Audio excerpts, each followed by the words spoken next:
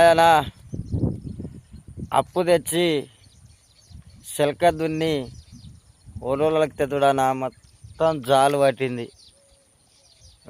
మొత్తం జాలు పట్టింది చేనంతా.